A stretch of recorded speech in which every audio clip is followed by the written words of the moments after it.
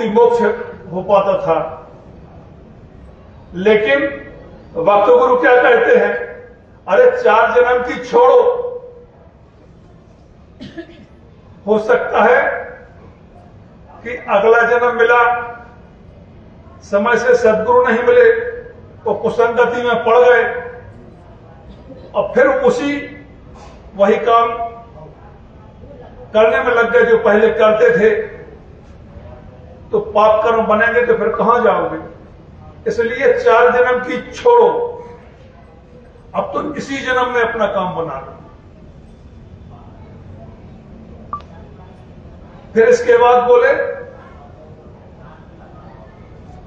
कि 1 जन्म नहीं, 120 घंटे में अपने घर चलो। हम आपने साधना किया, 5 दिन की 9 दिन की साधना किया, 120 घंटे की साधना किया, तो बोले 120 घंटे में अपने घर चलो।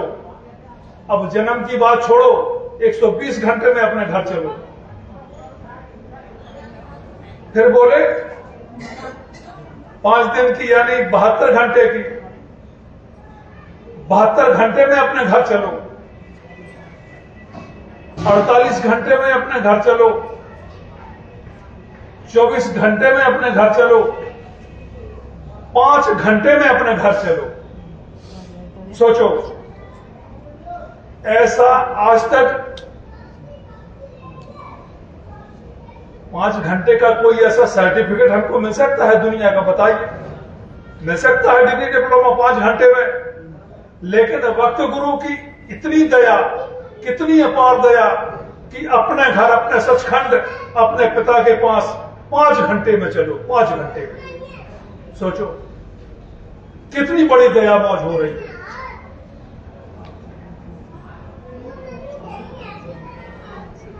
फिर ये भी बताए कि इक्का दुक्का तो अनामी धाम पहुंच गए,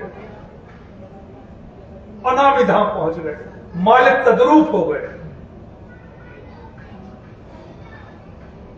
बहुत से प्रेमी शिव जी का दर्शन करने लगे हैं, देवी देवताओं का दर्शन कर रहे हैं, स्वर्ग वैकुंठ की यात्रा कर रहे हैं, और बोले कि दिखाई सुनाई वालों की तो भीड़ सी लग गई है। इतने देखने सुनने वालों की जमात तैयार हो गई है कि भीड़ सी लग गई देखने सुनने वालों की। इतनी दया चल रही है गुरु की।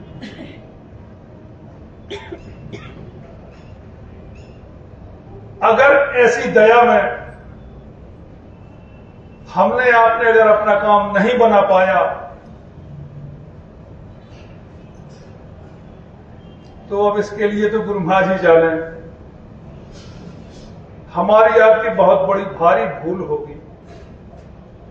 फिर तो यही होगा कि दरवाजे से दरिया निकल गई और हम नहा नहीं पाए। आदेश चल रहा है काहे का? शुभ मुहूर्त का। दीपावली पर बावल आश्रम पर बोले थे मालिक कि 2.5 महीने का समय है, मन को रोक करके साधना कर लो। और जिम्मेदारों से भी निवेदन किया गया था कि जहां जहां साधना केंद्र नहीं खुले हैं, जहां चल रहे हैं वो तो चलेंगे बरकरार, लेकिन जहां नहीं चालू है वहां चालू करवा दो। और अगर कहीं संगत ज्यादा नहीं है, ऐसे ही कम प्रेमी है, तो वो अपने घर में साधना केंद्र बना ले। जिस बिस्तर पर सोते हैं उसी पर बैठ करके साधना करें।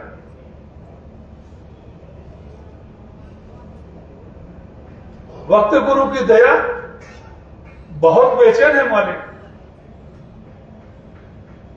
किस बात को लेकर के?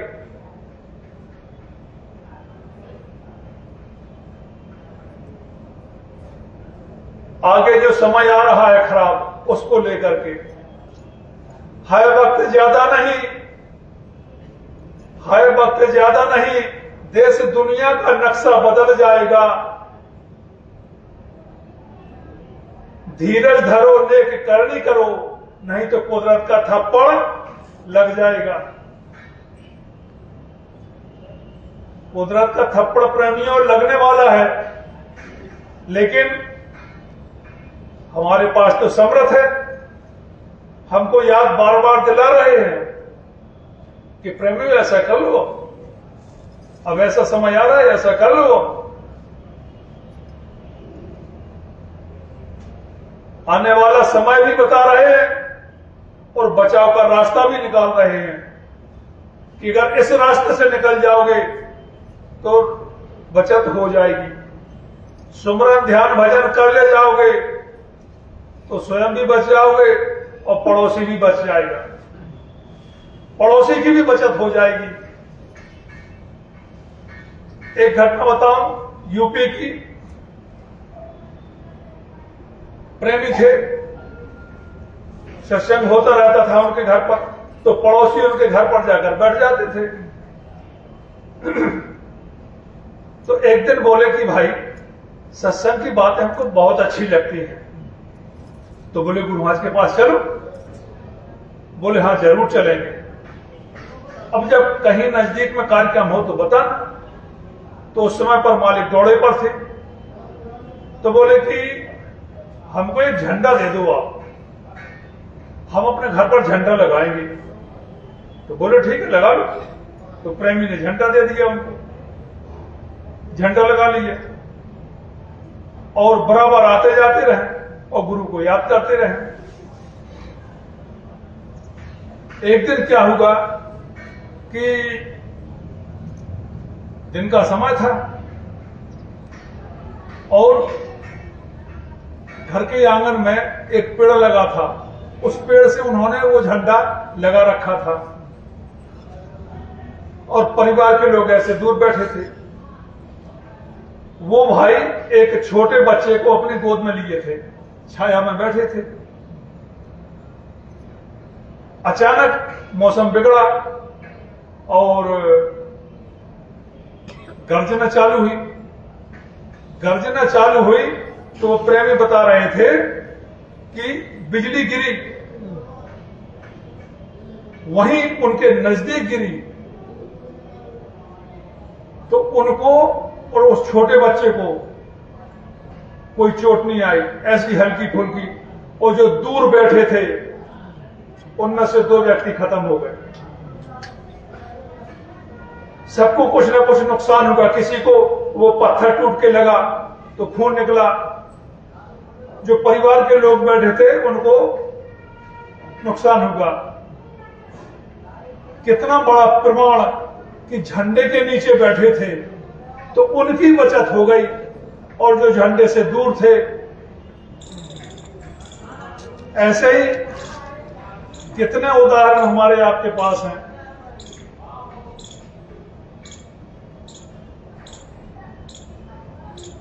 एक जीव जागरण धर्म यात्रा की जो समापन था भोपाल में, वहां पर केंद्रीय मीटिंग में अपने एक प्रेमी जी बता रहे थे, ये भी यूपी की बात है कि जैसे हम आप प्रचार में जाते हैं, ऐसे उस समय पर लोग प्रचार कर रहे थे तो बता रहे थे कि इतने दयालु हैं, इनके पास जाओ, शारीरिक, मानसिक, आर्थिक, भौतिक जो भी दिक्कत परेशानी है, बीमारी तकलीफों में हर चीज में लाभ मिलता है। तो एक प्रेमी सुन रहा था बड़े ध्यान से, वो बहुत बेचारा परेशान था भाई, लेकिन शराब पी रखी थी उस भाई ने, बहुत शराब पिए था। लड़खड़ाते पांव से गया, वो कोई पंडित जी थे मिश्रा जी करके, उनके पास जो लाउड स्पीकर से बोल रहे थे, उनके पास गया, वो हाथ जोड़ के बोला जय गुरुदेव। बोले भैया मैं बहुत परेशान हूं, क्या गुरुजी मेरी परेशानी को हल कर देंगे? मेरी बीवी बहुत बीमार रहती है, मेरे पास कुछ नहीं बचा है, सब कुछ बर्बाद तबाह हो गया। अब वो मिश्रा जी शराबी से अपना पीछे छुड़ाने में पड़े हैं कि कब इससे पीछे छूटे। और शराबी के पीछे एक समस्या, वो अपनी समस्या को सुलझाने उनके पीछे पड़ा। समस्या दोनों के पीछे है। अब जब बहुत उनको मनाया तो और भी भाई लोग थे, वो क्या बोल रहा था कि हमको एक झंडा दे दो और हमारे घर पर एक झंडा लगा दो आप। जब आप बोल रहे कि गुरु इतने दयालु हैं, कृपालु हैं, सबकी सुनते हैं, सबकी रक्षा मदद करते हैं, तो मेरी भी रक्षा मदद हो जाएगी। तो वो अपनी रक्षा के पीछे उनको पकड़े था, लेकिन वो उससे छुटकारा पाना चाहते थे। अरे कौन शराबी के पीछे पड़े। लेकिन प्रेमियों ने कहा कि जब वो प्रार्थना कर रहा है तो इसके घर पर झंडा लगा दिया जाए। तो उससे बोला गया कि भाई झंडा लगा तो सकते हैं, लेकिन शर्त रहेगी ये। बोले हमारी समस्या सुलझ जाए तो एक नहीं 100 शर्त मानने को तैयार। बोले हाँ, इनके सामने संकल्प कर लो, क्योंकि मैं तो तुम्हारी तरह से हूं, दयालु तो ये है। इनके सामने अगर संकल्प कर लोगे, इनको अपना बना लोगे, तो दया तो इनको करना है, हो जाएगी। तो बोले हम सब कुछ करने को तैयार। बोले शराब नहीं आप पियोगे। बोले फायदा होगा? हाँ होगा। बोले नहीं पिएंगे। मांस नहीं खाओगे? तमाम बातें उन्होंने मोटी मोटी बातें बताई। प्रेमी गए, घर पर झंडा लगा दिया। एक बिटिया थी उनके घर पर और पति पत्नी ये दोनों। अब वो बहन जी चारपाई पर लेटी हैं, चारपाई में मिल गई। वो रोते रोते अपना दुखड़ा बताएं कि भैया क्या बताएं, ये शराब में सब कुछ पी गए, जमीन जायदाद बेच दिया, मेरे जेवर एवर जो भी था उसको भी बेच दिया, सब कुछ बर्बाद हो गया, कुछ नहीं है, दवा को पैसे भी नहीं है। तब वो प्रेमी बोल रहा है।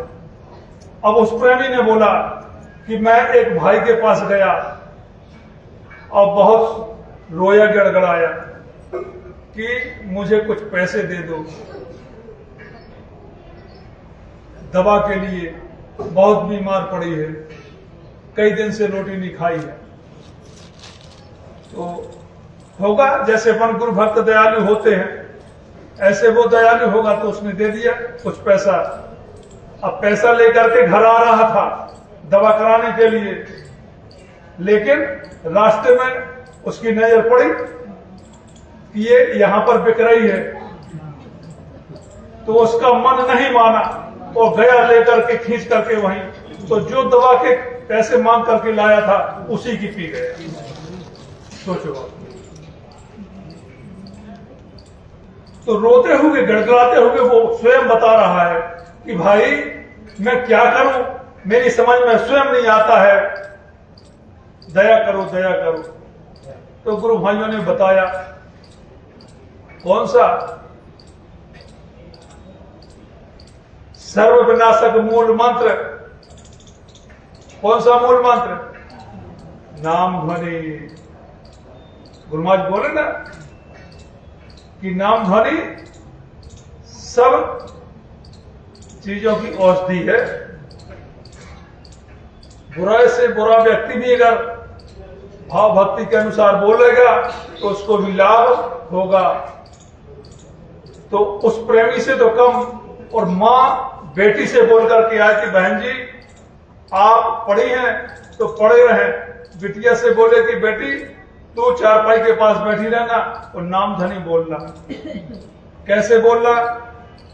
जय गुरुदेव, जय गुरुदेव, जय गुरुदेव, जय गुरुदेव, जय गुरुदेव।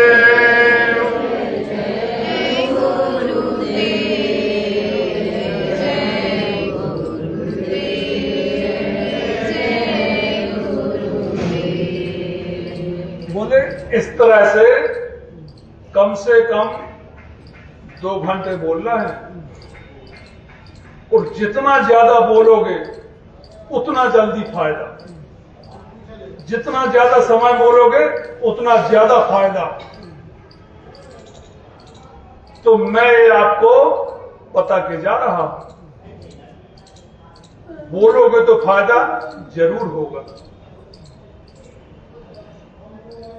बैठा के सिखा दिया, बुला दिया, अब वो प्रेमी चले गए। जब कुछ दिन बाद में वो मिश्रा जी उनको मिले, तब वो बता रहा है प्रेमी, देखो नाम ध्वनि का चमत्कार।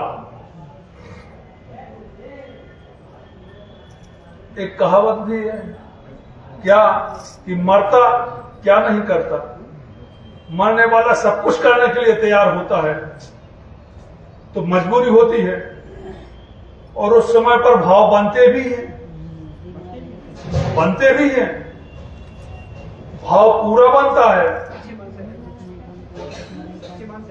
और जब भाव बनता है तो भाव का भूखा हम, भाव ही एक सार है, भाव से भजे तो उसका ही बेड़ा पार है। तो भाव से पुकारे मैं उसकी सुनता नहीं, भाव भक्ति की टेर करती मुझे लाचार है। और जब भाव से लोग पुकारते हैं तो देरी लगती है, तुरंत दया जारी होती है। अब जब उस बेटी ने और बहन ने निरंतर सुबह भी नाम ध्वनि बोला, शाम को भी बोला, दोपहर को भी बोला, तो 2 दिन का रिजल्ट, 2 दिन में वो बहन रोटी खाना चालू कर दिया। और जब रोटी चालू खाना कर दिया तो फिर और बोलते रहे तो धीरे धीरे मर्ज में आराम मिलता गया, अब चलने लगी। तो पड़ोसियों के घर में एक भी नामदाई नहीं है, वहां पर सोचो बात, एक भी व्यक्ति नामदाई नहीं है। तो उनसे जाकर के प्रार्थना किया कि देखो जय गुरुदेव नाम बोलने से हमको इतना लाभ हुआ, आप भी बोलो। तो उस बहन ने और बेटी ने पहल चलाई, और आज आपके यहां, कल वहां, परसों वहां, अगले दिन वहां, अगले दिन पूरे मोहल्ले में, गांव में नाम ध्वनि बोल गई। अब वो बहन स्वस्थ हो गई, अब वो परिवार पूरा गुरु महाराज के यहां आ गया।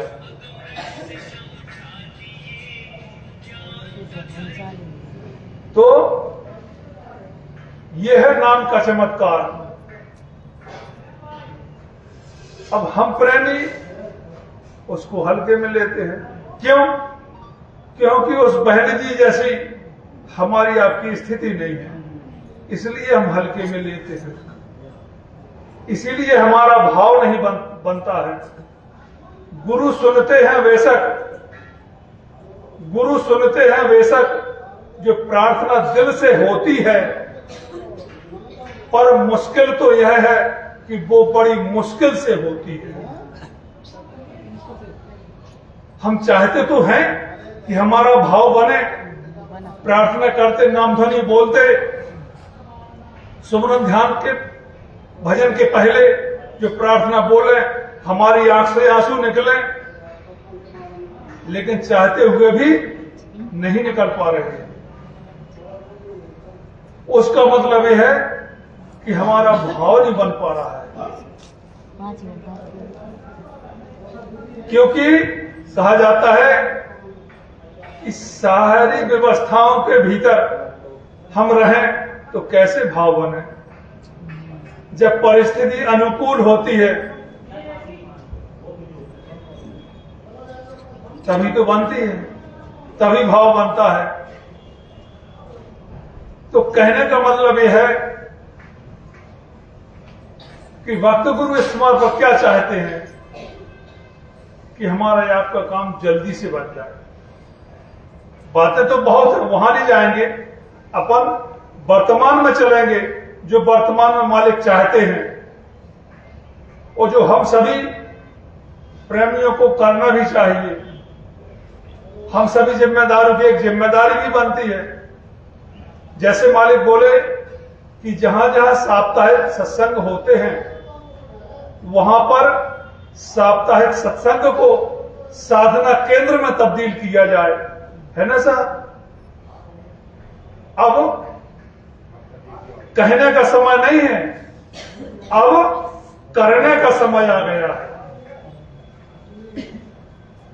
अब यह है कि करोगे तो पाओगे और नहीं करोगे तो नहीं पाओगे। वक्त गुरु बाबा उमाकांत जी महाराज ने स्पष्ट हाथ खड़े कर दिए हैं। आप लोगों को ज्ञात भी होगा, मीटिंग में ही बैठे होंगे आप लोग, सत्संग भी सुना होगा, सत्संग में भी सुना होगा, यूट्यूब के माध्यम से भी सुना होगा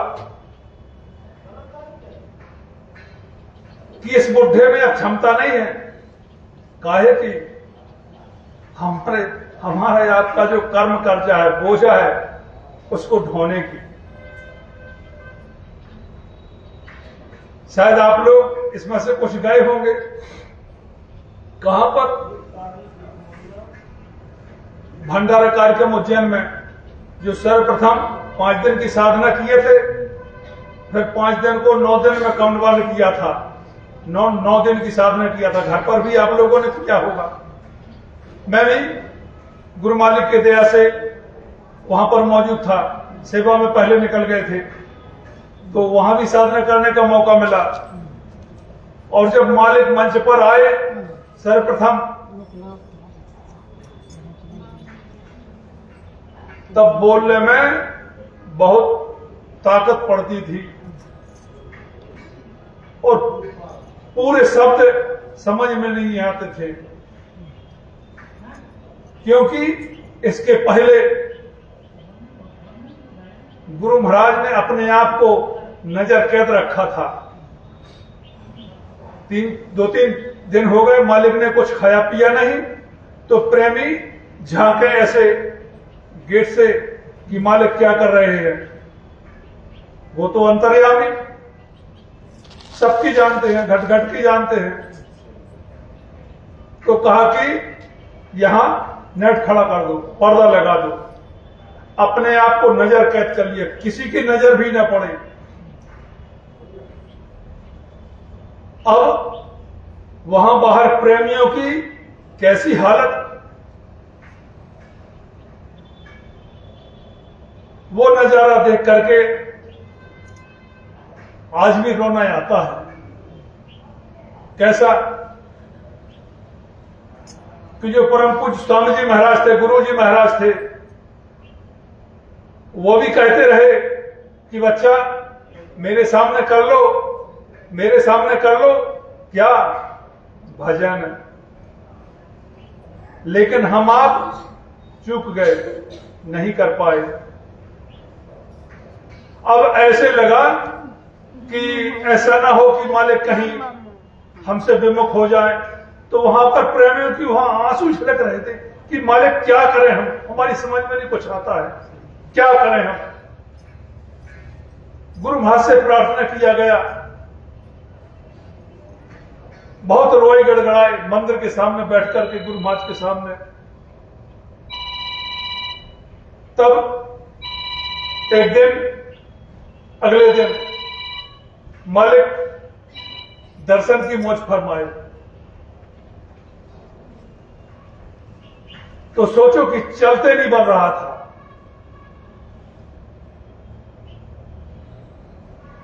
जब कई दिन से भोजन नहीं किए, वो तो कहते हैं कि मैं तो पहले से ही ऐसा हूं, सिर पे हड्डी है और तो कुछ है नहीं है बदन में।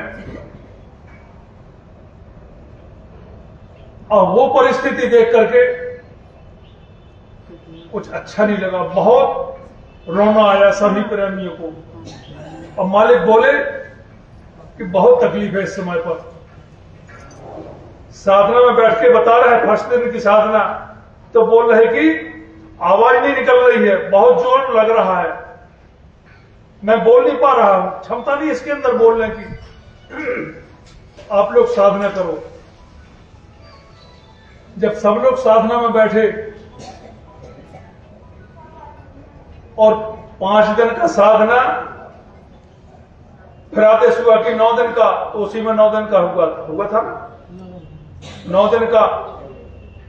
और जब 9 दिन का साधना हुआ और जब समा पर मालिक बाहर निकले, तब देखा कि उस समय से और आज में बहुत फर्क था। आवाज थोड़ी निकल रही थी, स्वास्थ्य में काफी परिवर्तन था। तो क्या होगा कि जब जगह जगह हमने आपने अपने घरों में, आश्रम में जब साधना चालू किया और गुरु मालिक से रोए गड़गड़ाए, तो गुरु की दया हुई और उनके ऊपर जो बोझा लदा था, किसका? हमारा, आपका कर्मों का बोझा, उसको वो सहन नहीं कर पा रहे थे। वो गुरु मालिक की दया से जब खत्म हुआ, तब मालिक को राहत आई। तो उसी समय से कह दिए कि अब इसके अंदर क्षमता नहीं है।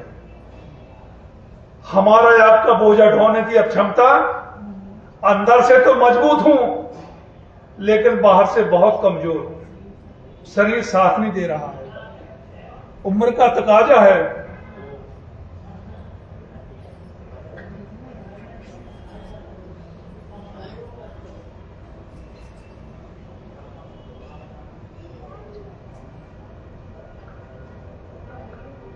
अब तो ये कहे कि घाट की साधना करो, दया वहां मिलेगी। बोले थे कि नहीं बोले थे? अब ना दया दर्शन करने से वो मिलेगी और ना कुछ कहने से मिलेगी, ना चिट्ठी पत्री के द्वारा मिलेगी।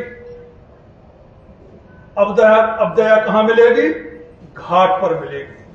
तो घाट की साधना कराई गई। हम आप सभी ने घाट की साधना किया और जो उस समय पर प्रेमी अपने मन को मार करके साधना कर ले गए, तब गुरु मालिक ने बोला था वहीं पर कि इसमें ऐसे ऐसे लोग हैं कि जो घर पर आधा घंटा नहीं बैठ पाते थे, 4-4 घंटे बैठे। जो घंटे 2 घंटे बैठे वो 10-10, 20-20 घंटे बैठे, 40 घंटे बैठे, 50 घंटे बैठे, 56 घंटे बैठे। मालिक बताए 56 घंटे बैठे, न खाने की इच्छा, न पीने की इच्छा, न लैट्रिन बाथरूम की इच्छा, सारी इच्छाओं को खत्म कर दिए और 56 घंटे बैठे रहे। तो वो तो मालामाल हो गए। ऐसी दया उस समय से जारी हुई कि आज तक उसी वेग से चल रही है। अब जब हम प्रेमी कहीं ना कहीं कमजोर पड़ते हैं, तो उसको वो और सरल कर देते हैं, फिर और सरल कर देते हैं, फिर और सरल कर देते हैं। तो हम आप इसी में खाली रह जाते हैं कि मालिक इतना सरल कर दिए, इतना सरल कर दिए। एक बात आपको याद दिलाऊं,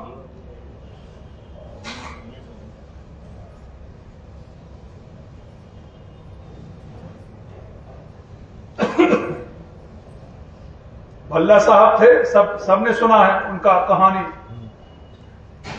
भल्ला साहब ने अगर वरदान नहीं मांगा होता तो इतना सरल होता, इतना सरल होता। एक जन्म तो गुरु भक्ति कराते थे, हाथों की रेखाएं घिस जाती थी, तब कहीं नाम मिलता था।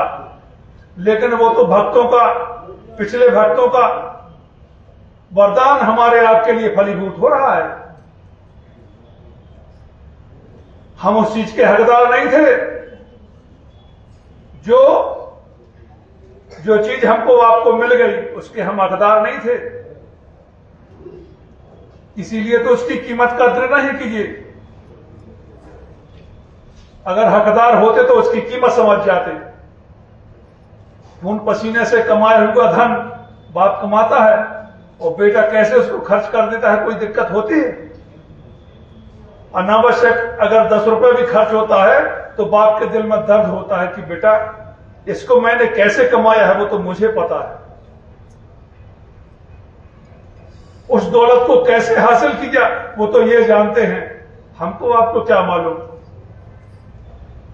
बार बार कहानी दोहराते हैं कि महात्मा जा रहे थे हमारी भक्ति मजबूत करने के लिए ये बातें बताई जाती हैं, लेकिन हम उनको एक सत्संग के शब्द समझ के और सुन लेते हैं और इधर से जाते हैं और इधर से बाहर हो जाते हैं। इसीलिए हम आज तक वैसे की वैसे हैं।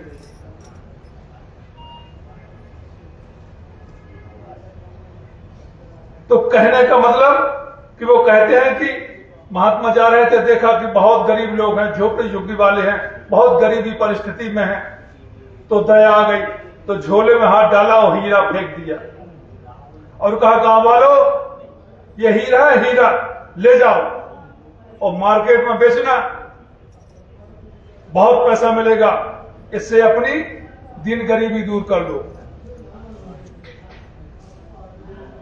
कोई जानकार आया, एक पैसे से जौहरी आया, उसने कहा अरे गांव वालों ये हीरा, अरे हीरा होता तो ऐसे फेंकते, ये हीरा नहीं है, ये तो कांच का कंकड़ है, कंकड़। तो गांव के भोले भाले लोग बेचारे तो महात्मा की बात को अनसुना किया और उसकी बात पर विश्वास किया, और जब गांव वाले भाग गए तो उसने सारे बटोरे अपने झोले में रखे और गया, माला माल हो गया। कौन सा हीरा? नाम रूपी हीरा।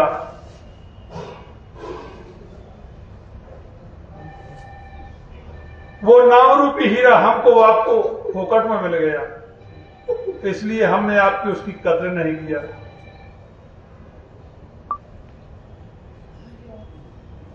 ऐ प्रेमी भाइयों बहनों, समय बहुत नाजुक है, ये संक्रमण काल है, परिवर्तनकारी समय है। अब ये करने का समय आ गया है, कहने का नहीं है। अब तो ये है कि करने करो, मार मन डालो, करनी करके और मन को मारने का समय आ गया है।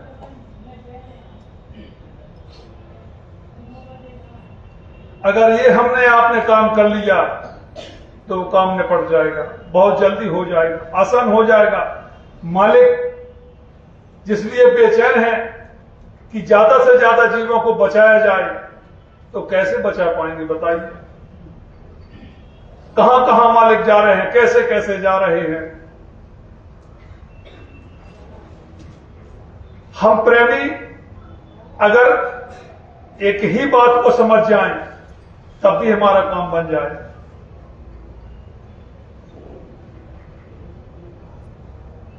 ऐसा नहीं है हम गुरु भक्ति पर दोष नहीं डाल रहे हैं, गुरु भक्ति तो है हमारे अंदर,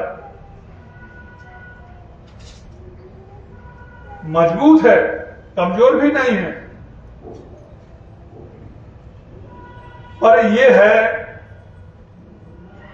कि थोड़ा सा गुरु भक्ति मजबूती से नहीं है। मजबूती मतलब सुमरन ध्यान भजन का जो हमारा तरीका है, अगर वो हमारा क्लियर हो जाए, उसमें अगर मजबूती आ जाए, हम बराबर साधना में समय देने लगे, तो धीरे धीरे ये मजबूत मन अपने आप हो जाएगा। क्यों? क्योंकि मन को वहां रस मिल नहीं रहा है, तो वो दुनिया तरफ जा रहा है, और जब यहां उसको रस मिलने लगेगा तो वो तो फिर यही तो रहेगा, फिर रहेगा और कहेगा कि अब चलो भजन कर लेते हैं। खेत पर जाते हैं तो खेत पर हर वक्त तो काम रहता नहीं है। आजकल तो ये मशीनरी युग है, हर काम मशीनों से होता है, तो वहीं जाकर बैठो, कितना सरल, कितना सहज। घर में, खेत में, खलिहान में, रास्ते में, सफर में, कहीं भी रहो, आप कान बंद कर लो, बस अपना तार मालिक से जोड़ लो। किसी को क्या मालूम ये क्या कर रहे हैं। अगर हमने उस समय को समझ लिया, अपने समय को सदुपयोग करने लग गए, तो मालिक की दया कहां नहीं है बताओ आप? कहां नहीं है? हर जगह है। सिर्फ करने का है। तो अब तो ये है बार बार यही बात कि करेंगे और कराएंगे, करना है और कराना है, भजन करना है और कराना है, साधक बनना है और बनाना है, बचना है और बचाना है।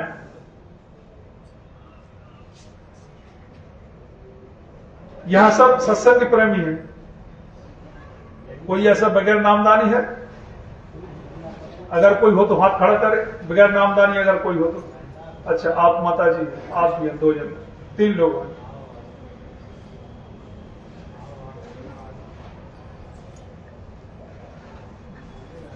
वैसे तो मेरा एक निवेदन है आपसे और सभी जिम्मेदारों से, चाहे वो जिले के हों, तहसील के हों,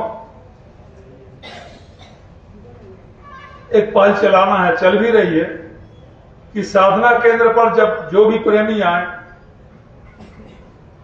साधना से पहले जो मालिक की गाइडलाइन है कि हर प्रेमी को कम से कम 3-4 प्रार्थना याद होनी चाहिए, और वो भी विरह की। अब मान के चलो प्रार्थना याद नहीं हो रही है, तो क्या करना है? हमसे जाने अनजाने में जो भी गलत कर्म हुए, गुरु को शर्म हो जानिए, गुरु से झूठ ना बोल, गुरु को हम अपने सामने हाजिर नाजिर समझें। गुरु को शर्म हो जानिए, गुरु से झूठ ना बोल, भली बुरी खोटी खरी, गुरु आगे सब खोल। अपने कर्मों का चिट्ठा गुरु के सामने खोल दो। और जब अपने कर्मों का चिट्ठा खोलोगे कि गुरु महाराज, मैंने जाने अनजाने में मुझसे ये हो गया, मुझसे ये हो गया, ये हो गया, ये हो, हमको हमसे बेहतर कोई जानता है? मन के हारे हार है, मन के जीते जीत। मन ही से पहचानिए, मन ही की प्रतीत। हम अपने को ही समझें कि हम कितने अच्छे हैं और कितने बुरे हैं। हम ही समझते हैं कि हम क्या हैं। साधना में हम 4 घंटे, 10 घंटे, 20 घंटे बैठे तो, और हमने क्या पाया ये तो हमको पता है। सामने वाला तो सोच रहा है कि 20 घंटा बैठा, ये अच्छे साधक हैं, लेकिन हमको पता है कि हम कैसे हैं। बात सही है कि गलत है कि नहीं है? तो हमसे बेहतर हमको कोई नहीं जानता है। हमको अपने आप को जानते हैं, या हमको कौन जानता है? या गुरु जानते हैं। और तीसरा हमको कोई नहीं जानता है। तीसरा हमको समझने वाला कोई नहीं। तो अपने कर्मों का चिट्ठा गुरु के सामने खोल दो कि ऐसे जाने अनजाने में मेरे से भूल हो गए। अब आप दयालु हैं, कृपालु हैं, दीन बंधु हैं, कृपा सिंधु हैं, दीनों के दाता हैं। सुना है मैंने कि आपके दर पर जाने वाला कभी कोई खाली हाथ वापस नहीं आया। प्रेमियों के द्वारा सुना है। तो मालिक, जैसे आपने बहुत लोगों पर दया किया, ऐसे मुझ पापी पर भी दया कर दो। मुझ नीच, दुराचारी, अत्याचारी, पापाचारी, व्यभिचारी, जो भी जितना है, पर मेरे को दया कर दो, दया कर दो। ऐसे दया की भीख मांगे, अपने गुनाहों को कबूल करते हुए उसी में अगर आंसू निकल जाते हैं तो वही प्रार्थना बन जाएगी। बन जाएगी कि नहीं बनेगी? वही बन जाएगी प्रार्थना। अब फिर क्या करना है इसके बाद? इसके बाद ये काम करना है, सब लोग संपुट लगाते हैं। सुमरन के पहले संपुट लगाते हैं। हाथ खड़े करो, कितने लोग लगाते संपुट? संपुट लगाने वाले हाथ खड़े करो, कितने लोग लगाते हैं? देखो बहुत कम है। जय गुरु। तो लगता है कि आप लोगों को जानकारी नहीं मिली, संपुट लगाने की जानकारी नहीं आपको मिली, जिम्मेदारों ने नहीं बताया। अरे सत्संग में तो सुना होगा, मालिक स्वयं बताते हैं। देखो थोड़ा सा हम भूल कर जाते हैं। कहां भूल कर जाते हैं? 2 गलती हम बता रहे हैं। हम जब सत्संग में जाते हैं तो गुरु वचनों को हमको बड़े ध्यान से सुनना चाहिए। जैसे कहते हैं ना कि सत्संग में जोश और होश के साथ बैठो तो सत्संग वचन हमको याद रहेंगे। ऐसे ही सुमरन में तो हमारा मन लगा रहता है सुमरन में, लेकिन ध्यान भजन की पोजीशन आती है तो शरीर शिथिल पड़ता है। तो कोई कोई प्रेमी क्या हो जाते हैं, सो जाते हैं। सो जाते कि नहीं सो जाते? तो मतलब होश में जोश में नहीं बैठे। अगर होश में बैठे होते, जोश में ध्यान भजन कर रहे होते तो उनको नींद आती? नहीं आती। तो दोनों जगह सत्संग में और ध्यान भजन में जोश में और होश में बैठने की जरूरत है, तब कहीं कुछ मिलेगा, नहीं तो खाली ही रहोगे। और दूसरा ये संकल्प बना के बैठे कि आज तो कुछ हासिल करके ही उठेंगे। ध्यान भजन पर सुमरन पर बैठने से पहले गुरु से प्रार्थना करें और संकल्प बनाएं कि हम आज कुछ पाकर ही उठेंगे। तो संकल्प में तो बहुत बड़ी शक्ति होती है। दुनिया का काम भी बिना संकल्प के पूरा नहीं होता है। आप घर में अकेले खबर लग गई कि प्रेमी प्रचार करने वाले आ रहे हैं, उनको भोजन बनाना है और 10 प्रेमी हैं और जल्दी से भोजन तैयार करना है, तो संकल्प बनता है कि नहीं बनता है?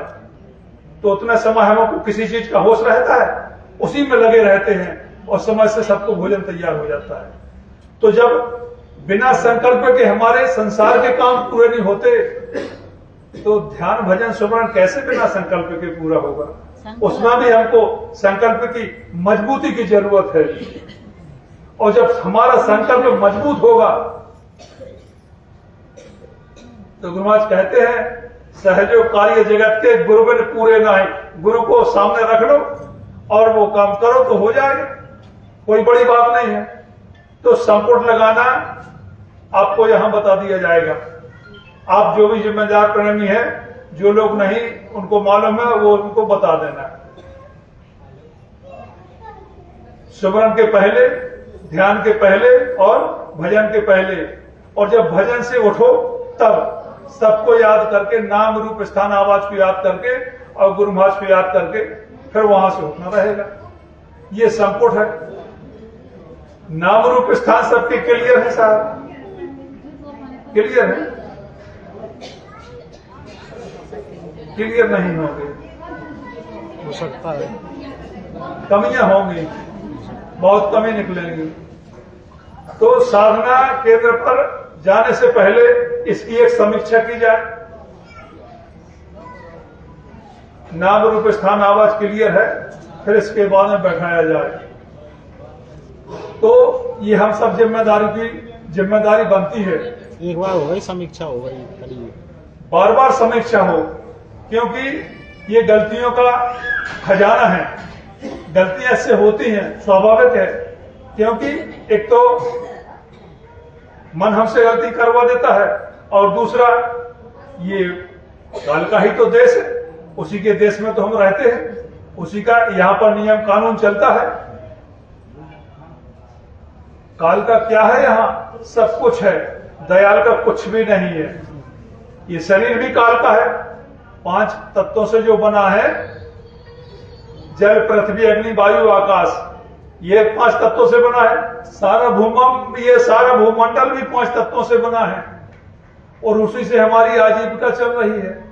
काल का कर्जा तो बहुत है हमारे ऊपर, क्योंकि वो हमको खाने को अन्न दे रहा है, फल फ्रूट दे रहा है, पानी दे रहा है, अग्नि दे रहा है, जल दे रहा है, वायु दे, आकाश, उसी से तो ये जीविका चल रही है। तो काल का सब कुछ है, पर दयाल का क्या है? दयाल की तो सिर्फ एक चीज है, वो जीवात्मा। सिर्फ दयाल की जीवात्मा है और बाकी सब काल का है। तो समय का अभाव है, समय का प्रभाव है, तो गलतियां तो होती रहती हैं। अगर एक हमारी समीक्षा होती रहे, हर बार बार हो, और जब देख लो कि एक बार सही है, 2 बार सही है, 3 बार सही है, अब समझ लो कि ये दूसरे को बताएं लायक हो गए, तब उनको छोड़ो, नहीं तो बार बार समीक्षा करो। ये मेरा अपना स्वयं का अनुभव है। और उस अनुभव के दौरान जो बात निकली वो मैं आपको बता रहा हूं, इसलिए समीक्षा करने की जरूरत है। गलतियां होती हैं। पहली गलती, हम सत्संग को ध्यान से सुनते नहीं हैं। दूसरी गलती, जब गुरु मालिक नामदान देते हैं तब कहते हैं पालथी मार के बैठो, बोलते हैं। और जो मैं बोलूं उसको दोहराना मतलब जैसा मैं बोलूं वैसा ही आप बोलना। तो वहां तो बोल करके आ जाते हैं, लेकिन वहीं जब सुमरन ध्यान भजन करते हैं तो हम वैसा ही करते हैं जैसा घर पर करते हैं। बात सही है कि नहीं? ये गलतियां होती हैं। अब हम अपने आप की वहां पर जाकर समीक्षा नहीं करते हैं कि मालिक सुमरन करने का तरीका ये बता रहे हैं, ध्यान करने का तरीका ये बता रहे हैं, भजन करने का तरीका ये बता रहे हैं, इनका नाम ये है, इनका रूप है, इनका स्थान है, इनकी आवाज है। वहां पर हम अपनी समीक्षा कर ले जाएं तो प्रेमियों की जिम्मेदारी सब खत्म हो जाए। लेकिन अपनी समीक्षा हम वहां पर करते नहीं, और हम हैं कि दूसरे से पूछते भी नहीं। अगर हम पूछेंगे तो कहीं हमारा मान सम्मान, अरे कहेंगे अरे ये 30 साल के पुराने, ये 40 साल के पुराने, और ऐसा होगा। पूछा गया एक से तो वो तो बहुत पुराने थे, तो उनका नाती ने ही पूछ लिया कि दादाजी आप बताएं, तो वो उस पर बरस पड़े, तेरी हिम्मत मेरे से पूछने की, तेरी हिम्मत कैसे हुई मेरे से पूछने की? मैं 35 साल का पुराना गुरु महाराज का प्रेमी हूं और तू तो आज का छोरा है, मेरे से पूछ रहा है। ये होता है। और जब मैंने उनसे निवेदन किया, पूछा गया, तो बहुत भूल निकली। अब मैंने फिर उस लड़के से कहा कि अब बताओ दादाजी को। इसलिए मेरा बारंबार निवेदन है कि ये मान सम्मान का काम नहीं है। इसमें यह ना समझे कि हमारा सम्मान जा रहा है, हम छोटे हो जाएंगे। छोटे बनकर रहोगे तभी कुछ मिलेगा, बड़े बनकर जो रहेंगे उनको तो कभी कुछ नहीं मिलता है। इसलिए लघुता से प्रभुता मिले। अगर छोटे बन जाओ, हमसे तो सब कुछ बनता है। अगर हमारे सामने कोई वरिष्ठ प्रेमी आया तो उसी से पूछ लो कि भाई हम ऐसे सुमरन करते हैं, ऐसे ध्यान करते हैं, ऐसे भजन करते हैं, कहीं हमसे भूल तो नहीं हो रही? या हमारा सुमरन में मन नहीं लगता है, ध्यान भजन पर मन नहीं लगता है, तो कृपा कर हमको बताएं कि हमारा मन कैसे रुके। भाई जब हम पूछेंगे तभी तो हमको सुनने को मिलेगा, अपने आप से तो वो सुनाएंगे नहीं। क्योंकि जो प्रेमी लोग जाते हैं दौड़े पर, भक्ता लोग आते हैं तो उनके पास समय रहता है। अब हम अगर उनके पास जाएं और बैठ जाएं तो कुछ मिलेगा, अब जब नहीं बैठोगे तो कैसे मिलेगा? क्योंकि वो तो गुरु की दया लेकर के आते हैं, अपने से तो कुछ उनको बताना नहीं है। गुरु की दया लेकर के आते हैं, गुरु की दया से बताते हैं तो लाभ होता है। तो हमको पूछना चाहिए, उनसे कहना चाहिए, तब कहीं जाकर के हमारी गलतियों को सुधार होगा। अब जब एक से पूछा, एक बहन जी थी जबलपुर, कटनी और मंडला 3 जिले की जिम्मेदारी मिली हुई है मेरे को, तो उस दौरान मैं गया दौरे पर, तो वो मास्टर साहब उनके पतिदेव, और वो बहन जी भी पढ़ी लिखी काफी हैं, बहुत पढ़ी लिखी हैं, लेकिन सर्विस नहीं है, पढ़ी लिखी बहुत है। और जब मैंने उनसे पूछा कि बहन जी आप बताइए, तो उन्होंने बताया। तो मैंने पूछा अच्छा ऐसे करते हैं सुमरन आप? तो बोले नहीं ऐसे करते हैं। जबकि मैं उनकी गलतियों को नहीं निकाला, सिर्फ यही बोला कि अच्छा तो ऐसे करते हैं आप। तो फिर तीसरा बोले अरे नहीं ऐसे नहीं, ऐसे करते हैं। 4-5 जब वो इस बात को दोहराई तो मैंने बोला बहन जी देखो आप काफी पढ़ी लिखी समझ में आती हैं, और आप जैसे लोग अगर सुमरन का तरीका 5 बार, मैंने आपकी गलती नहीं पकड़ी है, सिर्फ पूछा है मैंने कि आप अच्छा ऐसे करते हैं आप सुमरन, तो आपने कहा नहीं ऐसे करते हैं, ऐसे करते हैं, ऐसे करते हैं, तो उनको भी समझ में आ रहा कि ये कहीं गलत हो रहा है, तब तो वो दोहराए उस बात के लिए। तो मैंने कहा आपसे किसने कहा था कि ऐसा काम करो? तो बोले एक टाटधारी जी आए थे दौड़े पर, टाटधारी जी, उन्होंने बताया कि ऐसे सुमरन करना है। तो थोड़ी देर के लिए तो मुझे दुख हुआ कि एक इतना धवल वस्त्र धारण किए हैं और ऐसी भूल करके चले गए। तो पहली बात तो स्वयं भूल में है, गलती कर रहे हैं, और दूसरे को भी डाल दिया। अब दूसरी बात यह है कि हमने एक व्यक्ति से पूछा और उसी बात को हम मान गए, हमने दूसरे से पूछा नहीं। बात ठीक है ना साहब? तीसरी बात मैंने उनसे कहा कि गुरु महाराज के कार्यक्रम में आप कितने वर्ष से गए? बोले हर वर्ष जाते हैं, और साल में 2 बार और 3 बार भी जाते हैं। तो मैंने कहा कि वो टाटधारी जी आपके यहां सत्संग के लिए कब आए थे? तो वो उन्होंने समय बताया कि इतने समय पहले। अब क्या समझा जाए? आप गुरु मालिक के कार्यक्रम में गए, जो मैंने पहले बताया आपको कि गुरु मालिक ने नामदान दिया और बताया कि ये स्मरण का तरीका, ये ध्यान का, ये भजन का, आपने वहां ध्यान नहीं दिया। आपको गुरु की बात पर भरोसा नहीं है और एक प्रेमी की बात पर भरोसा कर लिए आप, इसलिए आज तक धोखे में रहे।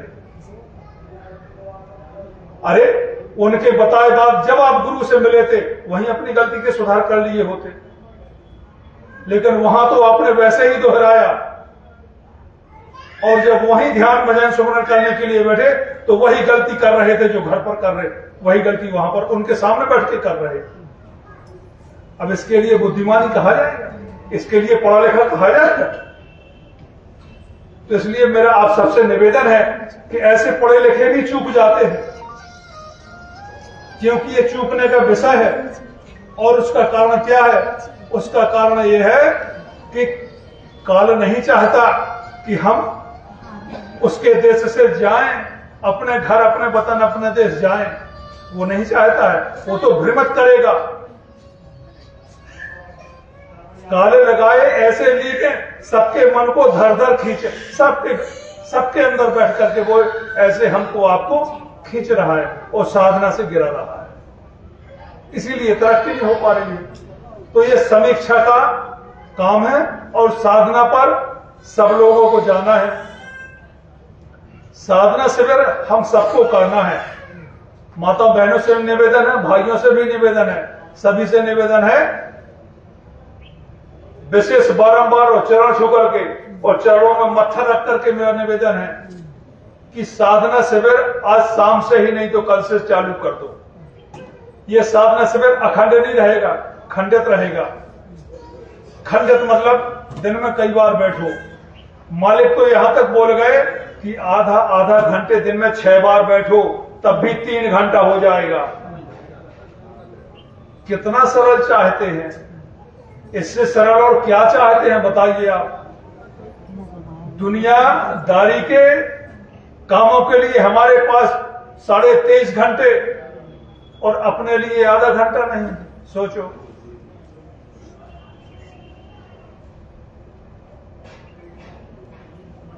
सोचो आप, अगर वो काम हमने नहीं किया तो हमारा काम बिगड़ जाएगा।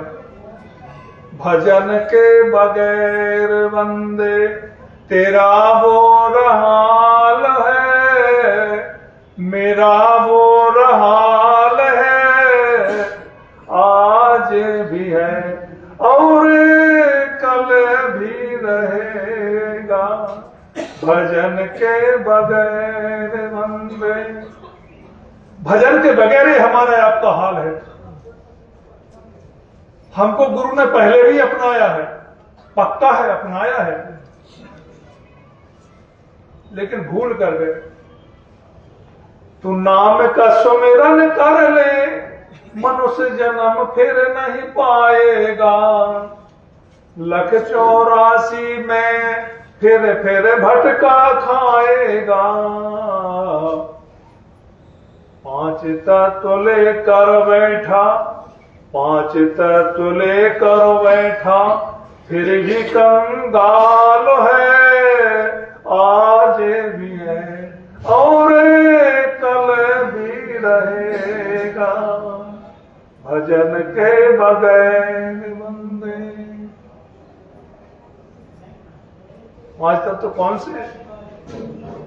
जल, पृथ्वी, अग्नि, वायु, आकाश। भजन करने का अधिकार पक्षियों को है, भजन करने का अधिकार जानवरों को है। किसी भी योनि में जो भी जीव जंतु है भजन कर सकते हैं? नहीं कर सकते। सिर्फ हम मनुष्यों को, हमको अधिकार है भजन करने का।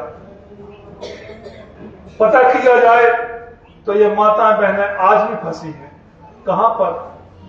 जड़ पूजा में फंसे है कि नहीं फंसे? आप नहीं है लेकिन बहुतेरी हैं। हम सबका छोड़ रहे हैं। ऐसे समर्थ गुरु पा करके ये पेड़ है, पेड़, इसमें क्या है? एक तत्व है इसमें, पेड़ में एक तत्व है। कौन सा तत्व है मालूम है? जल तत्व है। ये घास फूस है, छोटी घास फूस है, ये पेड़ पौधे हैं, वनस्पति जितनी दिखाई दे रही है सब में एक तत्व है। पत्थर में भी एक तत्व है। पत्थर जो पानी के अंदर रहता है, जिसमें हवा का संपर्क नहीं होता, वो पत्थर बढ़ता है, और जो बाहर आ जाता है धूप का और हवा का, उसमें संपर्क हो जाता है तो बढ़ना बंद कर देता है। उसमें भी एक तत्व है। अगर एक तत्व की पूजा ये 5 तत्व करेगा, एक भिखारी समझ लो, भिखारी से एक राजा प्रार्थना करे कि मुझे माला माल कर दो, तो कर पाएगा?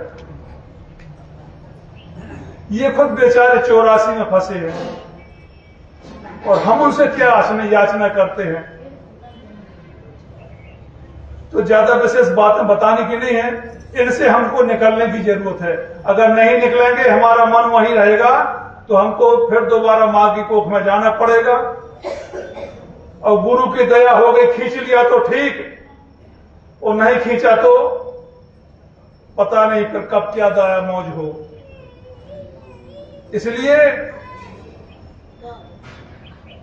इस मार्ग पर चलते चलते सदियां ही नहीं युग बीत गए, मिल जाए पथिक मार्ग असली तो मुक्ति का द्वार मिले।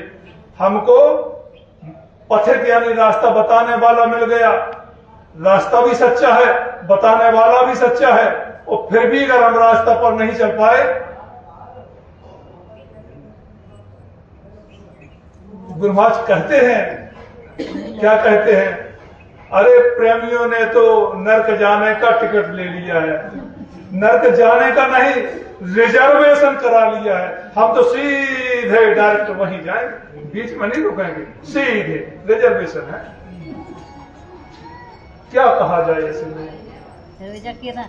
भगवान छोड़ बैठे मंदिर मत जाओ, भगवान प्रसाद नहीं खाए, मड़िया वाले इनसे वाले हैं। वो ठीक है, लेकिन हमको उस बातों को समझना होगा। एक साधे सब साधे, सब साधे सब जाए, रहीमन सींचे मूल को फूले फले खाए। अरे एक को साल में सब जाएगा। प्रधानमंत्री से अगर दोस्ती हो जाए, राष्ट्रपति से दोस्ती अगर हो जाए, तो नीचे का सिस्टम हमको रोक पाएगा? अरे उनको पता चलेगा कि ये उनके मित्र हैं, तो सेवा में रहेंगे कि इनको कोई तकलीफ ना हो जाए, और नहीं तो ये मेरी शिकायत कर देंगे तो पता नहीं मेरा हाल क्या हो। कहते हैं कि आप शहंशाह के बेटे हो, शहंशाह है।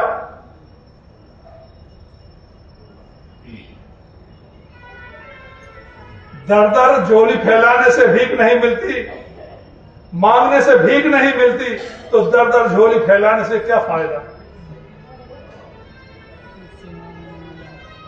वो जहां दाता है, सब कुछ देने वाला है, उससे हम अपना दामन छुड़ा रहे हैं।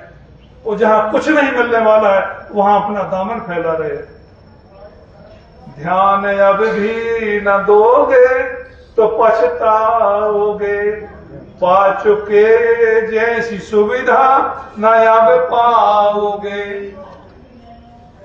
काल भगवान डंडा उठाए खड़े, पर दयालु बचाने हमें चल पड़े। मान लो बात इनकी तो बच जाओगे।